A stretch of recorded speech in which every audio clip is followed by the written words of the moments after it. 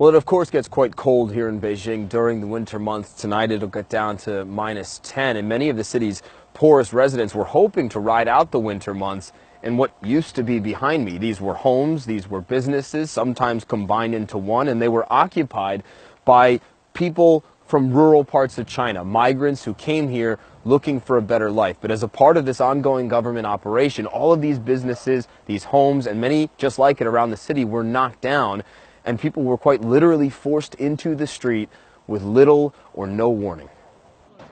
They came on a Sunday, armed with sledgehammers and a government mandate.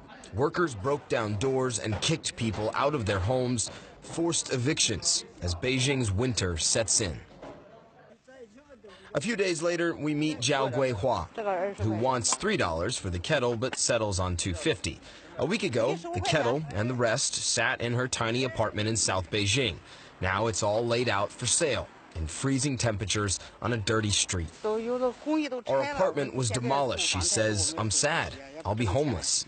She and other rural migrants had been living in this building, but on November 25th, this notice went up.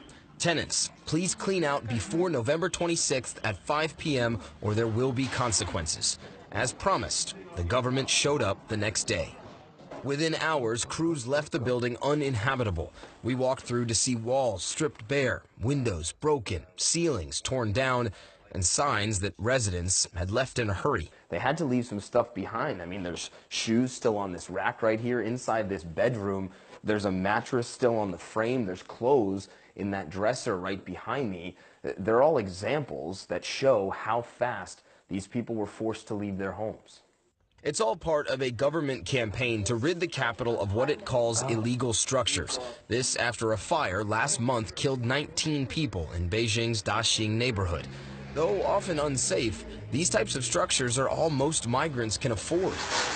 Critics accuse the government of using that fire as an excuse to force hundreds of thousands of poor migrants out of the city and back to where they came from. The government denies that. The evictions have prompted an outcry online, and not surprisingly, authorities have censored talk of the issue on Chinese internet. And on the streets, security has been deployed to keep order, including these plainclothes enforcers who tried to stop CNN from shooting here. This is a public street. Why are you interfering? And back outside Zhao Guihua's apartment, there's 24-hour security, as we saw for ourselves.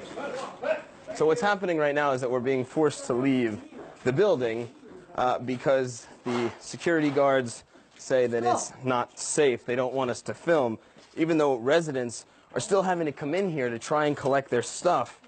I mean, it clearly isn't that safe. There's broken glass on the ground, but it shows you the struggle that these residents are facing. They want their stuff, but these guys won't let them get it. This place once welcomed migrant workers. Many worked low-end jobs in construction and restaurants, and now some are being forced to leave the city they helped build.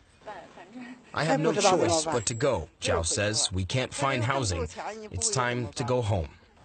And this is an ongoing situation here in Beijing. The government announced that it would be a 40-day operation, but the exact number of people who will be forced out of their homes, we're really not sure because the government won't say. Critics say it could number well into the hundreds of thousands, but it's clear that the government really doesn't want to talk that much about this issue. They don't want us talking about it. The CNN signal here in mainland China has been blacked out by government censors for most of the day while we've reported on this issue.